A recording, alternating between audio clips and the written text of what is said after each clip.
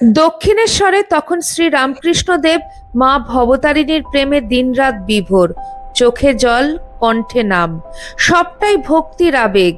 অনেকেই ভাবত ইনি তো শুধু ভাবুক ভক্ত, জ্ঞানের কথা জানেন না। ঠিক সেই সময় একদিন সেখানে এসে উপস্থিত হলেন এক কঠোর সন্ন্যাসী, তোতাপুরী মহারাজ। নিরাকার ব্রহ্মে স্থিত, কঠিন দৃষ্টি, কথায় দৃঢ়তা। তিনি শ্রী রামকৃষ্ণকে দেখে বললেন, এসব রূপ ভাব ছাড়তে হবে, নিরাকার সত্যে মন স্থির করো।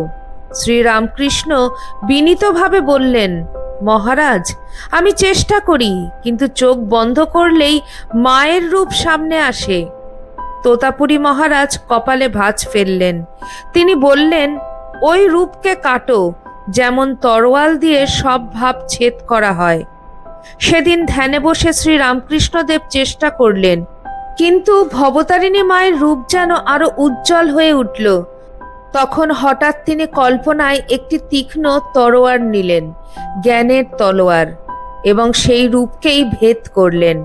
মুহূর্তের মধ্যে সব রূপ মিলিয়ে গেল, মন ডুবে গেল নিরাকার অসীমে। তিনি বহুদিন সমাধিতে স্থিত রইলেন। তোতাপুরী মহারাজ দূরে বসে সব দেখছিলেন। ধীরে ধীরে তার কঠোর মুখ নরম হয়ে এলো। তিনি বিস্ময়ে বললেন, আমি 40 বছর সাধনা করেছি, তবু যেখানে পৌঁছতে দেরি হয়েছে, ইনি এক ঝটকায় সেখানে পৌঁছে গেলেন। সেদিন গুরু নিজেই বুঝলেন, এখানে তিনি শেখাতে আসেননি, বরং সাক্ষী হতে এসেছেন।